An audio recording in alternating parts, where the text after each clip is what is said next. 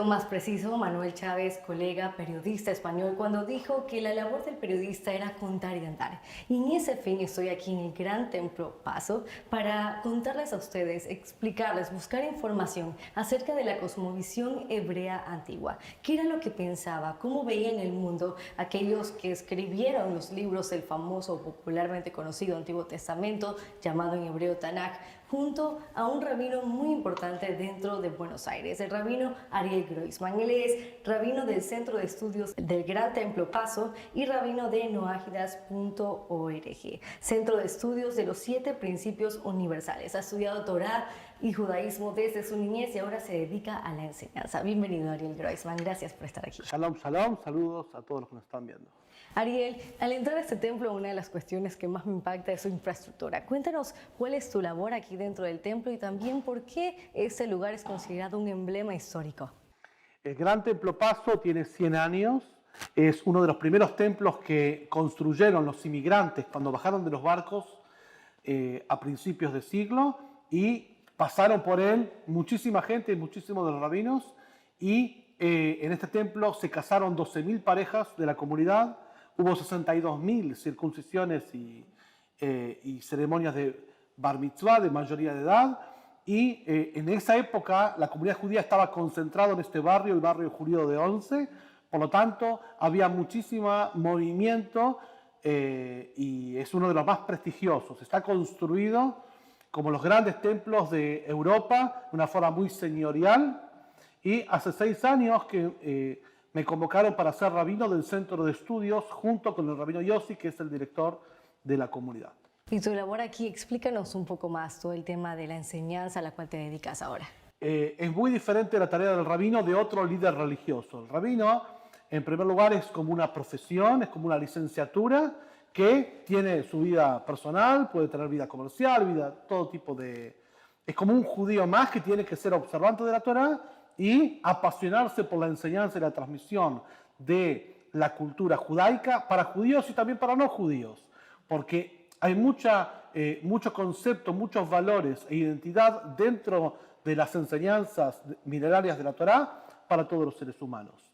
La tarea del rabino es un organizador comunitario en 3 aspectos: educativo, comunitario y asistencial, ya que en el templo se hace mucha asistencia social a toda la gente que está alrededor de nuestro barrio.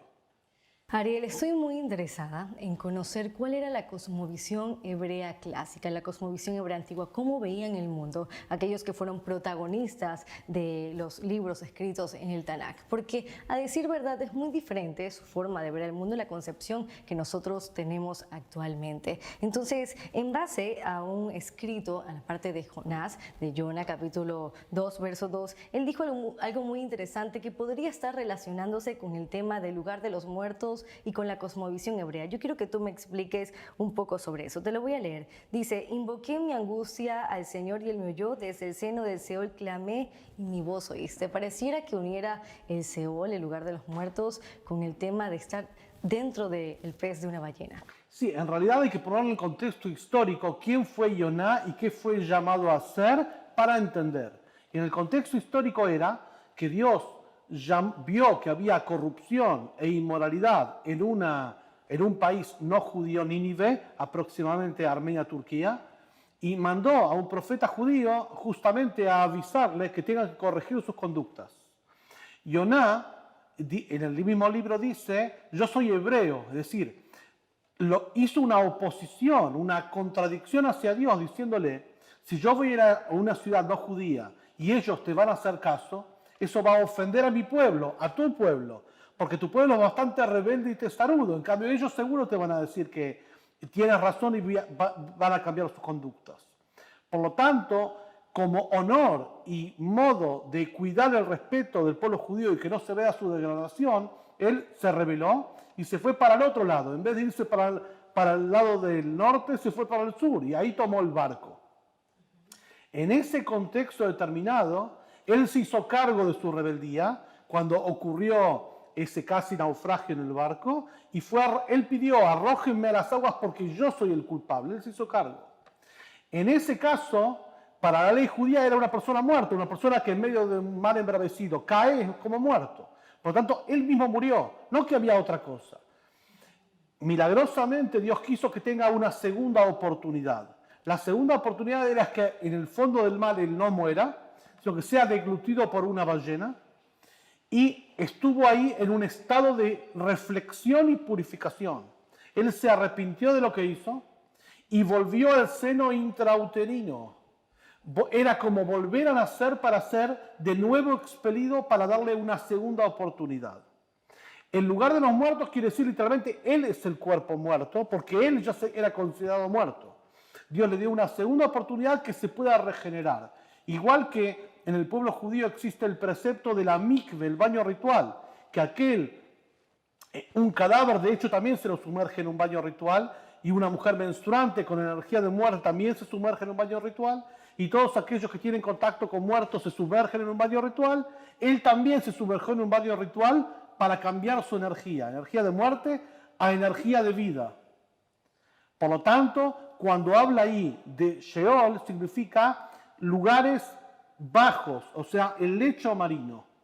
O sea, hay toda una literalidad que tiene que ver con el contexto sociocultural que se da en la vida de Yoná, y eso es lo que explican la tradición milenaria del pueblo judío y sus comentaristas alrededor de 3000 años.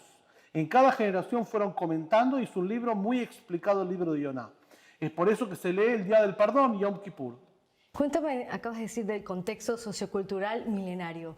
¿A qué se refieres con eso? Se refiere que para entender las escrituras hebreas hace falta estudiar el contexto sociocultural hebreo, es decir, cómo se vivía, cuáles eran los desafíos, qué pasaba, cuáles eran las órdenes en su contexto natural, y no como un contexto que después se desarrolló, para entender quién era, por qué defendió. Por ejemplo, el profeta Elías era lo opuesto de él. El profeta Elías se tiraba en contra del pueblo para defender el celo de Dios. Y él era al revés. Él ayudaba, como se dice acá, bancaba al pueblo en contra de Dios. Era el opuesto. Era como Moshe, que Moshe le dice a la Torá, si querés eliminar al pueblo, borrame a mí también. Eran las actitudes de hombre que tenían suficiente confianza y coraje con Dios para defender a su pueblo. Eran líderes de su pueblo y no tenían problema de enemistarse con Dios. Moshe dijo, borrame de tu Torá si vas a eliminar al pueblo. Hay que tener mucho coraje para decir eso. Yoná también. Por eso Yoná dice, yo soy hebreo, soy de este pueblo. Y si yo voy a ir a anunciar que Dios va a devastar Nínive, me van a hacer caso. Explica sobre esto uno de los comentaristas, el Ralbag, muy conocido del año 1200. Los gentiles están cerca a Dios.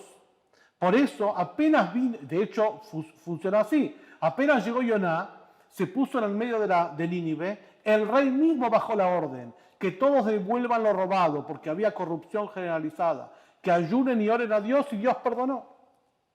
Totalmente. ¿Y cuál era el contexto sociocultural del libro de Jonás? Se dio en un contexto donde el pueblo judío estaba infectado por idolatría, robo generalizado, pero más que todo un espíritu de herejía muy grande y un espíritu de nacionalismo muy fuerte, las dos cosas juntas. Estamos hablando hace 2500 años aproximadamente. Por lo tanto, el sentimiento nacionalista hizo que Yoná tome esas banderas, pero el sentimiento nacionalista y el privilegio del judaísmo vienen junto con la responsabilidad, las dos cosas juntas. Entonces, el pueblo quería tener el privilegio y no la responsabilidad, ahora es inherente. Había mucha promiscuidad, idolatría y asesinato en la época del primer templo, donde activó Yoná. Y en cuanto a lo que tú me dices de esto de ser muy nacionalistas, ¿era por esa razón que Yoná no quería ir a predicar a los asirios? Lo que no quería predicar era para no dejar en evidencia la corrupción de su propio pueblo, porque en esa nación gentil seguro que iban a retornar al Creador. En cambio Dios manda y manda y manda profetas de todo tipo en todas las generaciones y el pueblo no retorna, el pueblo es pecador. ¿Y ese retorno al que te refieres implicaba conversión al judaísmo? No, el retorno en el caso de Nínive, tú dices, no, implicaba observar los preceptos universales. Hay 7 preceptos universales para todas las naciones, que es el pacto del arco iris, el pacto que Dios hace con Noé, que todas las naciones no judías deben observar. entre ellas la prohibición de robo. Como en Nínive el robo era generalizado, por eso en Yoná 3, capítulo 3, versículo 10 dice que Dios observó sus acciones. Dios no observó para perdonar al pueblo el arrepentimiento, el ayuno, no. Lo que observó eran las acciones. Y explican los sabios que cada uno devolvía lo robado. El rey en primer lugar, el rey bajó la línea. Dios nos mandó un profeta para que nos arrepintamos y cambiemos nuestra actitud. De acá aprendemos que arrepentimiento no es llorar, arrepentimiento es cambiar. Porque toda la Torá y todas las escrituras nos hablan de acciones, no de emociones. O sea que hay un pacto normativo del cual se deriva y trasunta toda la Torá. Te voy a hacer una pregunta que nos enviaron de México porque contamos que vamos a estar contigo, nuestros seguidores en las redes sociales, y uno de ellos, llamado César Itamar, respecto a lo que justamente me hablaste, dijo lo siguiente: Jonás tenía la perspectiva de no ser proselitista con el mensaje de la Torá. ¿Eso influyó para tomar la decisión de no llevar el mensaje a Nínive, tomando en cuenta que el arrepentirse tenía la connotación de convertirse a la Torá? ¿Es la perspectiva no proselitista de Jonás la misma del judaísmo actual? No, voy a explicar por qué. Porque él nunca tuvo la intención de convertir al judaísmo a nadie, porque el judaísmo no es proselitista de ningún tipo. O sea, el judaísmo funciona diferente que otras religiones, donde en el judaísmo no hace falta para acceder al mundo espiritual, al mundo venidero, al mundo de las almas, agradar a Dios, ir por el sendero correcto. Para eso el judaísmo dice que no hace falta ser judío, sino hace falta adscribir al pacto de Noé, de toda la humanidad, llamado el pacto del arco iris o el pacto noágida. Por lo tanto, ya que ellos, esa nación, transgredió el pacto noágida, Dios lo envió para que sean buenos gentiles, no para que sean judíos. Ahora, Yoná, como explicamos, se negó a ir porque sabía que ellos le iban a hacer caso y el pueblo judío no le iba a hacer caso. Entonces, iba a quedar en evidencia que el pueblo de Dios no es correcto, no es devoto, no es obediente. En cambio, otro pueblo que no es el pueblo de Dios sí va a ser obediente. Para defender el honor de su pueblo, se escapó. Tú estás hablando del judaísmo y me surge aquí una duda. ¿El judaísmo tiene alguna relación con el término Judá, de la tribu de Judá? ¿O sería en ese entonces un tema religioso, algo como pueblo hebreo? Esto es muy buena la pregunta para poder esclarecer. En realidad son diferentes términos. La palabra hebreo y la palabra Eber del otro lado, que fue el término con el cual el versículo habla de Abraham. Abraham estaba del otro lado del Éufrates, pero también del otro lado espiritual. Abraham era el único monoteísta entre un mundo pagano. Entonces, él tuvo a su hijo Isaac, su hijo Jacob, y desarrollaron la nación de los hebreos, hasta el pie del Sinai, hasta que Dios da la ley. Una vez que Dios da la ley, Dios le cambia, estamos hablando de Éxodo 19:6, Dios le cambia el estatus al pueblo judío, y en lugar de ser hijos de Noé, como eran todas las generaciones, hijos de Noé quiere decir seres humanos, le cambia el estatus y dice ahora son hijos de Israel o israelitas. El nombre correcto del pueblo judío es israelita, hijo de Israel. Israel era Jacob, a diferencia de los hijos de Noé, que es toda la humanidad. O sea, toda la humanidad son hijos de Noé, menos el pueblo judío, que es llamado en este estatus de ley especial que Dios le confirió, hijos de Israel. Y eso incluye los demás hermanos de Judá. Eso incluye las 12 tribus.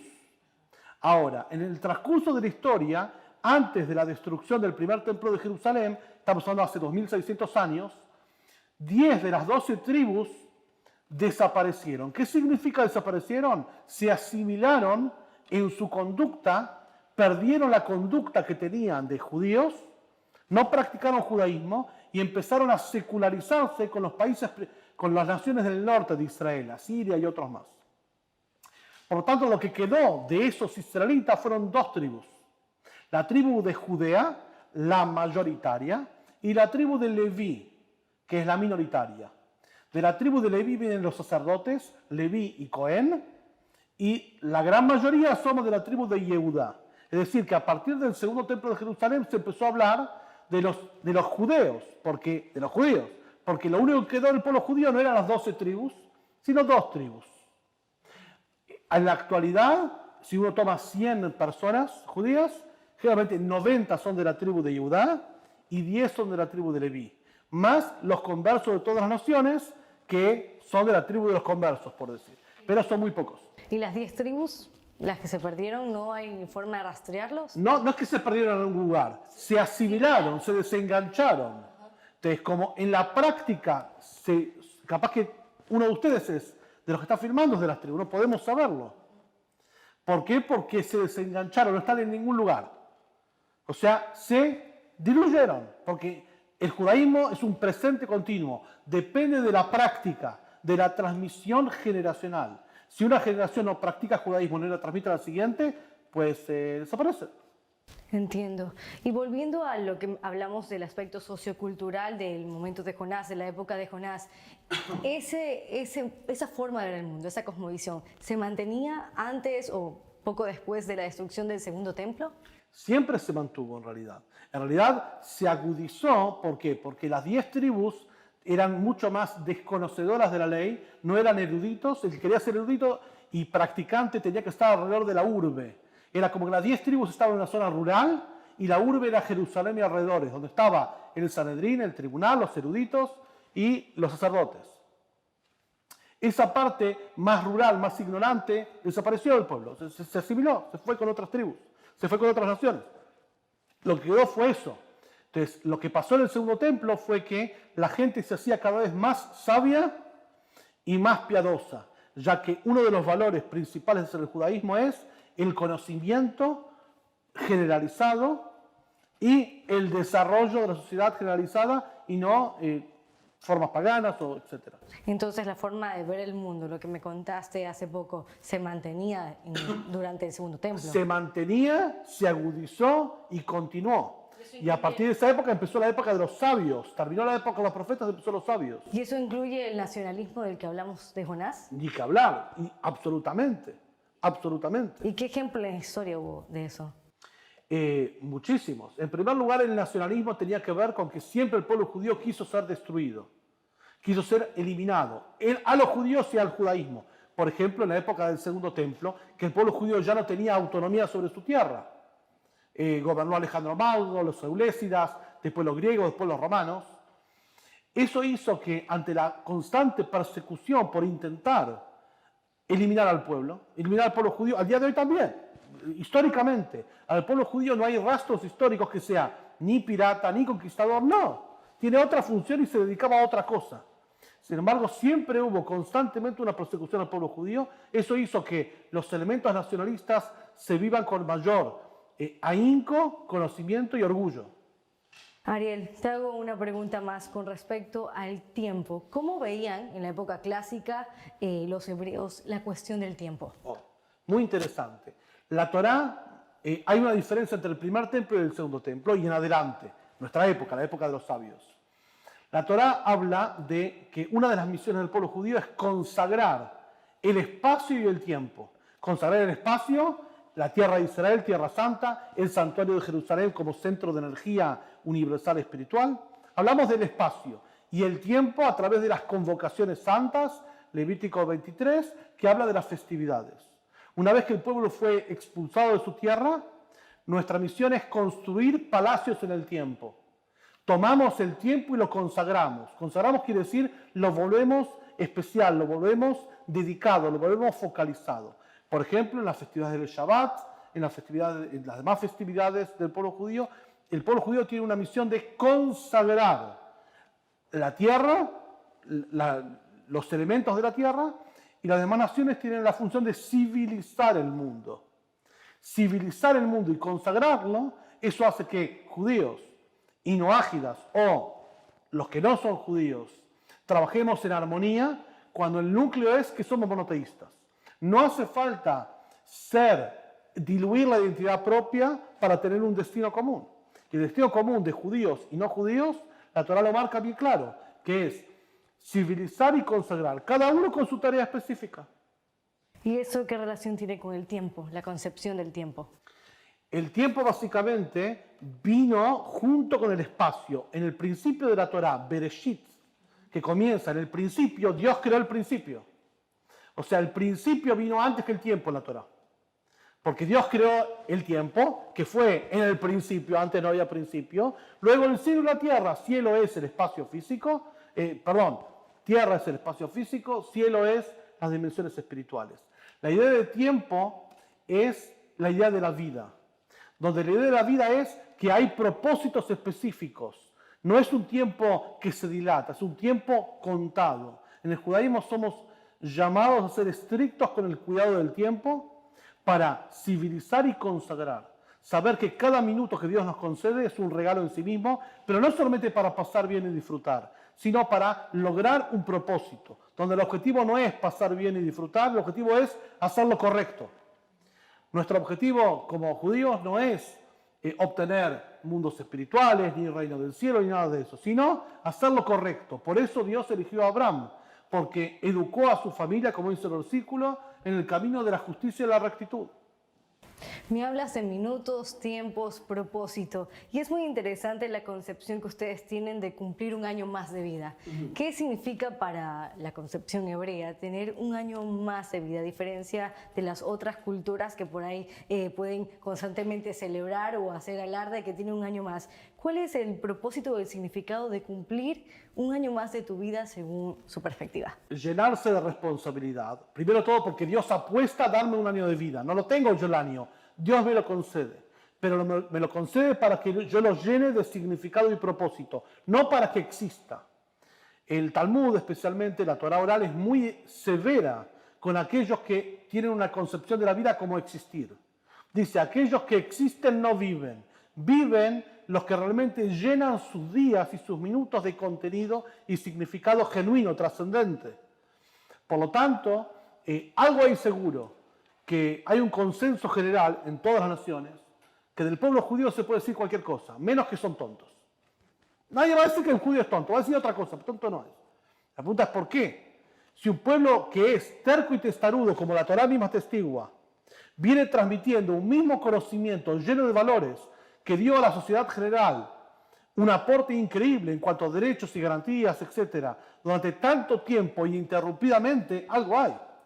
Por eso yo siempre digo a la gente, investiguen, no se queden con lo que Rabino le cuenta esto. Ustedes tienen que explorar e investigar por sí mismos, de encontrar su propia verdad de la Torá, que Dios se preocupó que la Torá sea un faro de luz y orientación para las demás naciones. Es por eso que una de las bendiciones que Dios le da a los patriarcas es que el pueblo judío va a ser como estrellas en el cielo.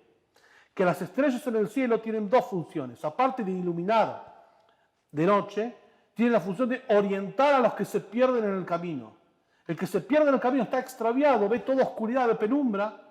Viene el pueblo judío, o debería hacerlo, a orientar. Vas por acá, vas por acá. El pueblo judío tiene la función de ser luz y orientador de las demás naciones. Entonces, cumplir un año más, ¿es un año más de vida o un año más cerca de la muerte? No es más cerca de la muerte, es un año más que Dios confiere para hacer el propósito.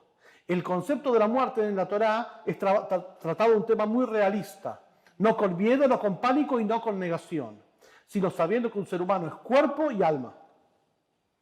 El cuerpo es finito, entonces cada año que sucede se sabe que hay menos vida biológica, pero a su vez más contenido espiritual, o sea, más tarea para hacer en menos tiempo. Entonces, eso hace que cada cumpleaños la persona se llene de vigor, porque sabe que tiene más misión en menos tiempo. Entonces, eso impulsa al ser humano a hacer lo que tiene que hacer. Ariel, ¿qué hay después de la muerte? ¿Qué hay después de la muerte? La consecuencia de las propias acciones. Lo que uno hace acá, a veces es recompensado y sancionado, a veces no. Lo que es seguro es que lo que uno hizo incorrectamente, en la siguiente se va a corregir.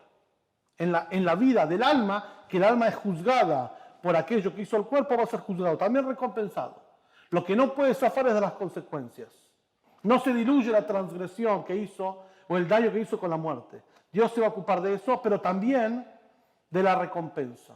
O sea, ¿qué uno ve después de la muerte? Y la consecuencia de lo que hizo acá.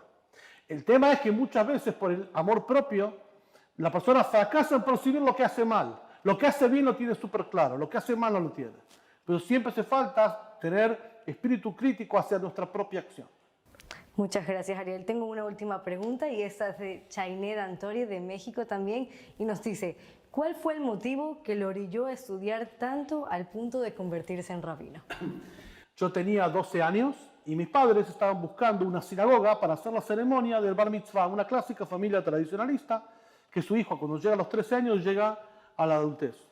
Yo no venía de una familia de estudiantes de Torah y me acerqué a un centro del movimiento Chabad Lubavitch.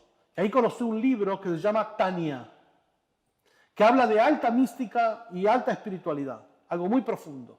Ese libro me encandiló, me fascinó, como que encendió mi alma y al día de hoy sigue cada vez mi alma más encendida. Pasaron ya de esto 30 y pico de años y cada vez más tengo más pasión en los mismos textos hebreos y cada vez más me valida esa sed ver como tantas personas que no son de la comunidad directamente, no son judíos, se acercan con una sed espiritual muy grande y encuentran saciedad en el manantial de la Torá. Entonces yo digo, esto es mío, no es que tomo de otro, esto es mío. Entonces eso mismo me da impulso y me apasiona cada vez más. Y en base a tu pasión, dime, ¿qué es la Torá? La Torá, como la palabra Torá quiere decir luz. Luz quiere decir orientación, propósito y guía. La Torá no agrega un elemento. La Torá me da significado. Por eso yo siempre me río, porque la gente va al rabino a pedir cosas que el rabino no puede conseguir. Que le haga milagro, el rabino no es un milagrero, el rabino no es un médico para que dé consejos médicos, no es un asesor financiero. Lo que sí puede dar el rabino es orientación, propósito, significado, luz, ya que la Torá es luz, alumbrar las situaciones de la vida. A partir de que hay luz, una persona puede tomar las decisiones, puede saber en qué punto está, para atrás, para adelante, al costado. Si no tiene luz y vive en penumbras, por más que tenga lo que tenga, no lo puede percibir. Y la Torá es eso, luz. Muchas gracias, Ariel. Ariel Groisman con nosotros estuvo para hablarnos sobre Jonás, la cosmovisión, sobre la Torá, sobre la vida y también sobre la muerte. Muchas gracias por acompañarnos en este espacio de expertos en el que buscamos la información que no tenemos con aquellos que sí la tienen. Muchas gracias, Ariel, por estar aquí. Muchas gracias.